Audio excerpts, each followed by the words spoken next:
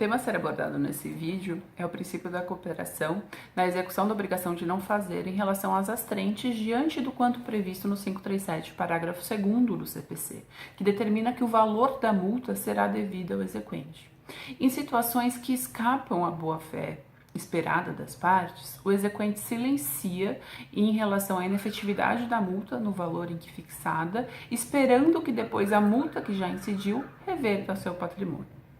Diante dessa situação e diante do princípio da cooperação, de que as partes devem cooperar para que se alcance uma solução de mérito justa e efetiva, e aqui no efetiva entra a cooperação sim para a tutela jurisdicional executiva, algumas decisões do Poder Judiciário não têm diminuído o valor da multa que já incidiu em razão à efetividade da tutela jurisdicional, e tem determinado que o valor não será revertido ao exequente, porque, afinal, ele não agiu de acordo com a boa-fé.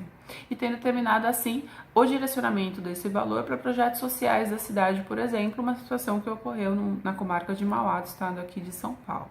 O problema dessas decisões, que contrariam regra expressa do 537, parágrafo 2º, é a insegurança jurídica que elas trazem para o jurisdicionado, para os advogados. Então, apesar de compreender o motivo da decisão, esse tipo de ativismo judicial traz uma grande insegurança jurídica e deve ser evitado.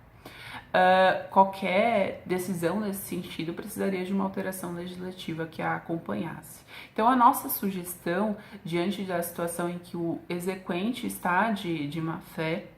silenciando sobre a inefetividade da multa e não agindo, portanto, de acordo com o princípio da cooperação, é a aplicação da pena de litigância de má-fé para esse exequente em razão do quanto previsto no artigo 80, inciso 5º do novo CPC, que é aquele que litiga de forma temerária. Então, ele sabe, ele tem conhecimento de que o valor fixado não está cumprindo a sua função,